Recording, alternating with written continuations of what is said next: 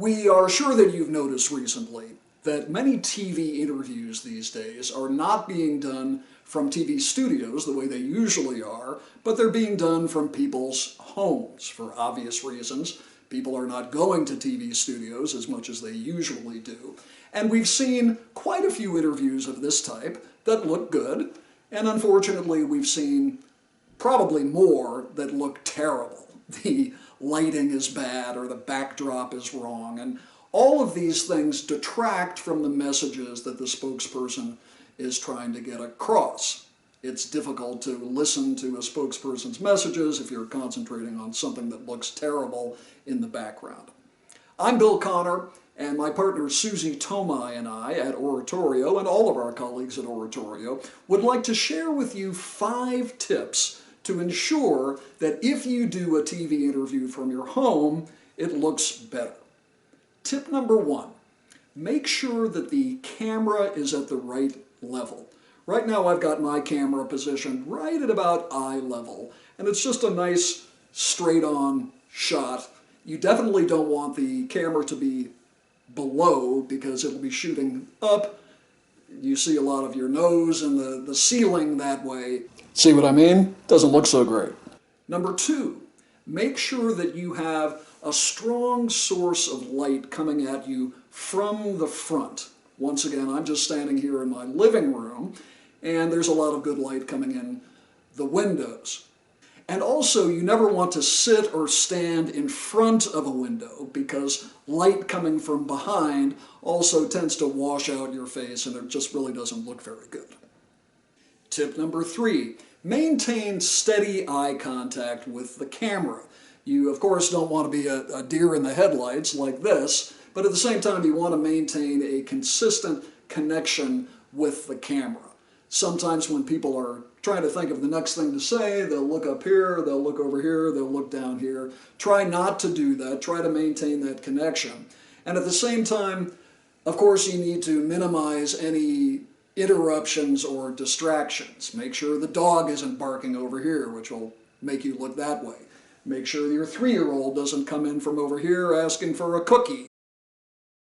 This is a triumph of democracy. Scandals happen all the time. The question is, how do democracies respond to those scandals? And what will it mean for the wider region? I think one of your children has just walked in. I mean, shifting sands in the region. Do you think relations with the North may change? I would be surprised if they do. Pardon me. My apologies. Make sure that you have a nice, calm atmosphere so that you can focus on the camera. Tip number 4, declutter your background. As I said, I'm shooting this video today from my own living room, and to be honest, on an average day, you might see a couple of coffee cups and stacks of magazines in the backdrop. You don't want that. Obviously, you want the viewer's attention focused on you and not on something that shouldn't be there over your shoulder. Speaking of over my shoulder, as you can see behind me, I've got what's called a step and repeat banner. This is a great way for you to remind the audience of who you are, the name of your company, your brand, etc. If you're going to be doing a lot of interviews from the house, not a bad investment. And tip number 5.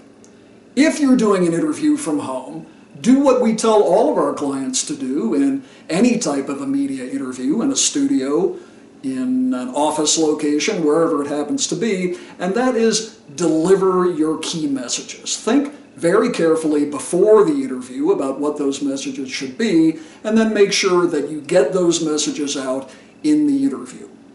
Also, back up your key messages with interesting detail, pieces of information, maybe even do a little bit of storytelling to really make those key messages come alive. And always consider your audience. When you're putting those messages together before the interview, ask yourself, why should the audience care about these messages? What's in it for them? And finally, don't forget to remind the audience who you are. Say your name. Say the name of your organization or your initiative or your product. If you don't have a step and repeat like we have here, it's important for you to remind the audience of the name of your organization, your brand, so the audience can associate that brand with your key messages.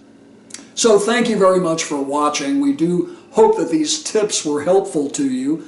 Be well, and we'll see you again very soon.